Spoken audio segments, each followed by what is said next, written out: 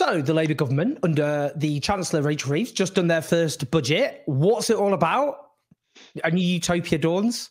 I'm joined by the brilliant economist James Meadway, who is also, of course, the host of Macrodose, or one of the hosts.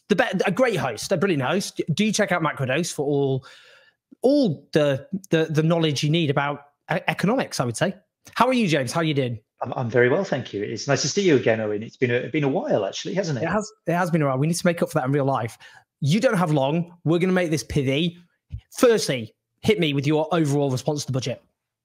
Well, look, Rachel Reeves needed to pull off something spectacular this time after what's been months of just sort of nothing much happening. The government's looking somewhat adrift. Starmer himself becoming increasingly unpopular, the slide in the polls, general sense of like, what are they all doing? This was the time to try and turn it around politically. That meant that she had to lay out a very convincing, I think, break with the past, a clear vision of the future, something to say about what the country might look like in 5 years' time at the end of this parliament. And honestly, I don't think that this budget did that. I mean, it is big. Like a lot of the changes as announced are significantly bigger than we've seen on tax increases in recent budgets over the last few years. But it doesn't do that job of saying, okay, things are now going to look seriously different. It's committing enough money in the short term for public services, for things like the NHS, to kind of get through the next few months, right? The winter crisis will not be quite as bad as it would have been because of the money that's coming in. Like some schools will get some money.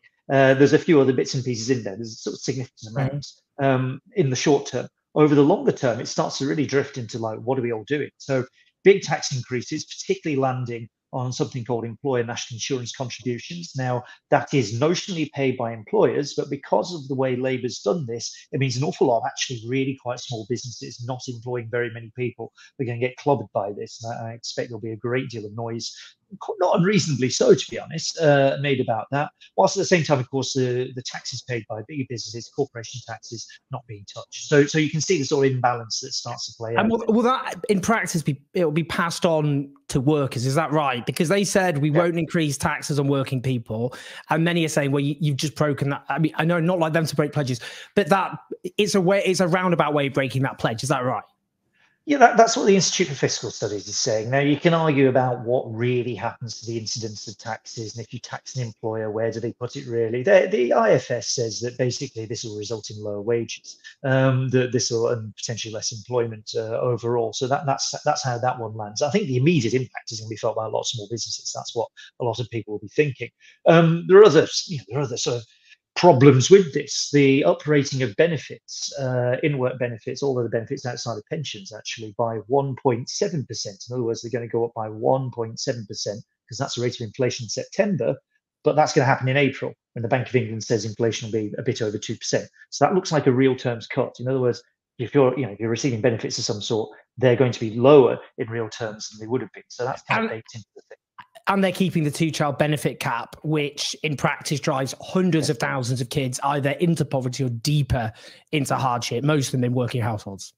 Yes, exactly. So what you're starting to look at with this budget is kind of this thing that nobody, and you could see Treasury officials quoted over the weekend saying this, that nobody's going to be very happy with this thing. There's some spending increases, but okay, it's more than we've seen in the recent past, but it's not enough to actually materially change how the NHS is functioning. And then there's tax rises. And of course, if you don't like tax rises, and the Tories are making hay out of this already, so will reform, then you're going to complain about that. So everyone's going to look pretty unhappy. And you can try and present it as like careful management of the nation's finances and this sort of thing. But like, to be honest with you, and this is their really big fundamental problem, it's what Rishi Sunak went on in his response in Parliament, and he has a point, is that all of this stuff was known about earlier in the year. We all knew that the Tories had lined up a load of fresh austerity. We talked about it. We talked about it. We were exactly like this. Yes. We said, there's about 20 billion pounds. We said, there's about 20 billion pounds allowed to find. Then Rachel Reeves pops and says, we have no idea. There's 22 billion pounds here. It's just, nobody's going to buy it, I don't think. If you'd been honest in the election campaign and said, this is what we're going to do, these are the taxes, this is what it's going to look like, they'll be in a better place now. And they're going to have to try and fudge what is an enormous, actually, relative to recent years, it's a really big tax increase and it's a really big load of spending. And they're trying to kind of fudge it. You can't do that. The politics doesn't work. And they boxed themselves into a corner by obviously ruling out increasing various taxes, which well-off people would pay. They did increase capital gains tax, but a very timid amount, 2.5 billion, raising it 32%. And that doesn't equalise it with income tax. So again, you can say that's a limited progressive measure, but it really is quite limited, isn't it? It's really limited. I mean, capital gains tax is basically paid by overwhelmingly wealthy people. These are the people who make their capital gains on selling shares or antiques or, third or fourth or fifth homes or whatever it might be. I mean, they've done some peculiar things there that, CGT, capital gains tax on shares, is going up. It's not going up in your second home, for instance. Now, if you're going to try and talk about, we're going to encourage investment, like, it's not obvious that that's what you're doing at that point. You're kind of encouraging second home ownership, if anything. So it's a bit all over the place in lots and lots of these things. Road fuel duty not being increased, I mean, fairly predictably, right? It's really unpopular, a whole set of people, for obvious reasons. Actually, it's a squeeze on most of the people who have to drive to go to work, for example. But they're not increasing that. They are lifting the cap on bus fares, as they announced over the weekend, preempting the budget. It's £2 to £3. It might not sound that much, but if you are actually not well off and you're relying on a bus and you're having to use it every day, that really adds up. And do you know what? They've saved £294 million out of it. For the government, that's just small change. They could have not done this. For me, it's just that was insanity, because it raises so little money, but it's bad, particularly for low-income people. Yeah. It's bad for the environment. But it cuts through. It's totemic. If you're not interested in politics, that cuts through. It's the same as the winter fuel payments. It's just like, why 10 million pensioners, you're just taking 300 quid or thereabouts off. I mean, like, why would you do this? And that's 2 million of them who are now, charities are saying, going to be pretty much destitute over this Christmas. Labour excuses, they'll get money later, but what about right now? It's sort of, these symbolic moments start to stack up and create a bad picture. And you can tell everyone, but our spreadsheet adds up and everything's going to look fine in the future. It's not the message that people want to hear. And it's not the message, frankly, that says very much about their day-to-day lives. Like, what this budget tells us is that actually your day-to-day life for most people is going to be about the same or slightly worse than it was before, right? That's how it's going to look. By the way, the official growth forecast, Rachel Reeves has been talking about this as a pro-growth budget. We're going to have loads of growth. I don't want to harp on about this. I think the whole growth story is a bit misplaced, frankly. But growth is actually forecast to be lower now than it was in the last Conservative budget. So this is a pro-growth budget that is, on the official forecast, producing less growth than we were having before. I mean, none of it really sort of gels together. I'm going to shit sandwich it. They've increased air passenger duty on private jets by 50%. That's good. They are allowing councils to keep their right to buy money. That's the money from council housing being flogged off. But they'll be able to keep that in order to invest in other council housing. Largest real terms growth in the NHS spending since 2010, but bear in mind the pressures on the NHS are just so astronomical, and it's been squeezed for so long. So, I mean, there's some good stuff. Any other good stuff that you'd like to highlight before I also do some bad stuff at the end? Reeves herself tried to present the whole thing as a shit sandwich. If you listen to the speech, it was like good stuff at the start, terrible stuff in the middle, lots of that, and then a little bit at the end. I did a shit sandwich. I just realised I did a good bit with bad bits on the back. Yeah. That's even worse than an actual shit sandwich, by the way. I mean, that's really, you get messy hands, all sorts. It's terrible. So a couple of good things. National minimum wage going up pretty substantially. That's not bad. I mean, a lot of employers, I think, are going to complain about that. Had they been less kind of weird with the national insurance contributions, they could have done something with it. As it is, it's going to be a lot of moaning from the right-wing press in one form or another. Not unreasonably saying big burden for small businesses, but basically it's a good thing to whack up the national living wage and get it to start to approach, still not there, but get to the sort of level that people can actually live on. So that's good. The Stonehenge tunnel seems to remain cancelled. I mean, that's a good thing, frankly. That was one of the more bizarre proposals of the previous government that they ditched fairly early on. There was some risk with the increase in spending on roads, that's in there, that they'd try and restart it, but no, it's still apparently unaffordable and basically pointless. So good for Stonehenge, which is nice, good for Druids, good for everybody else.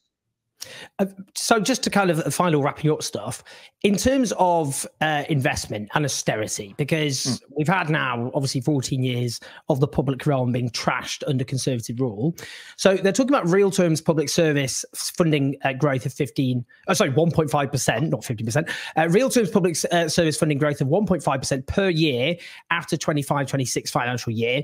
Ben Zaranko at the Institute for Fiscal Studies says that's not particularly generous. That will leave some some services with uncomfortably tight budgets, because we've got to think about the austerity already baked in, don't we? We have to think about pressures from a growing population and aging population.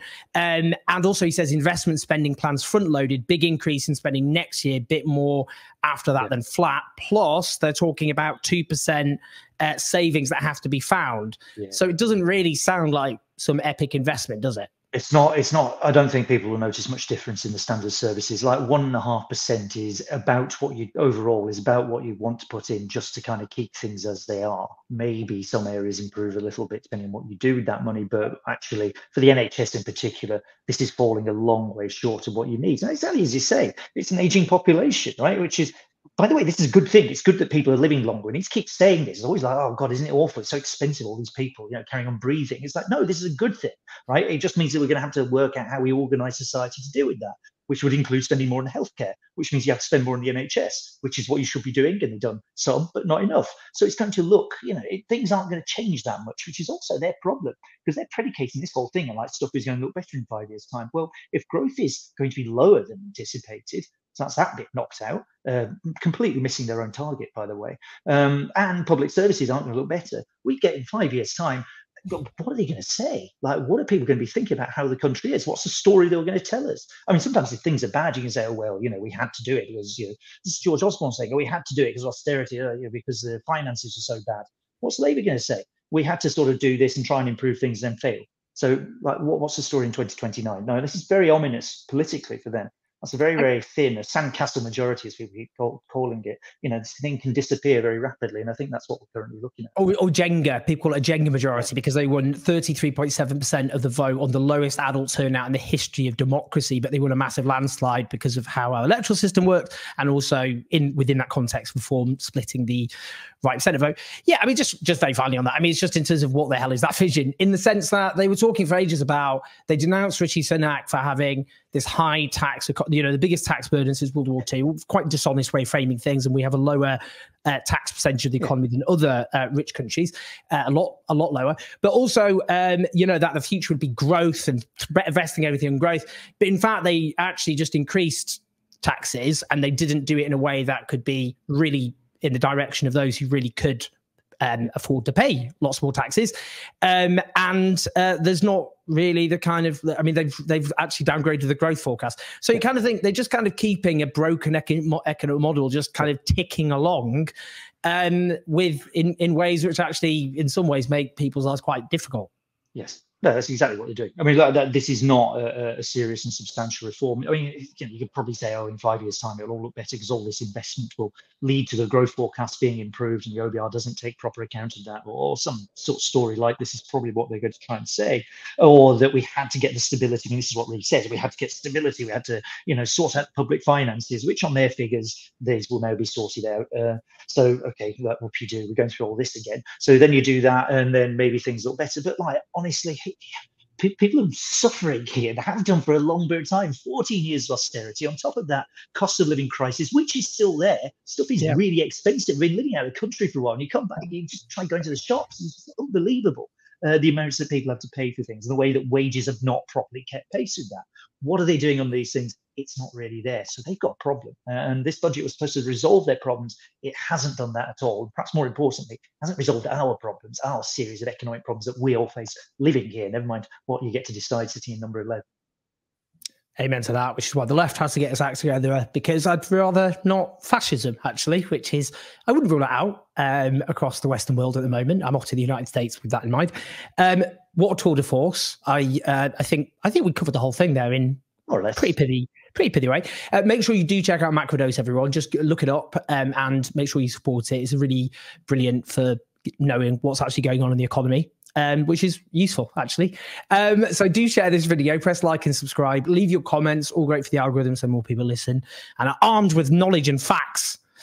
That was weird. Cheers, James. I really appreciate it. Thank you so much. No worries. Thanks very much. Cheers, Ali.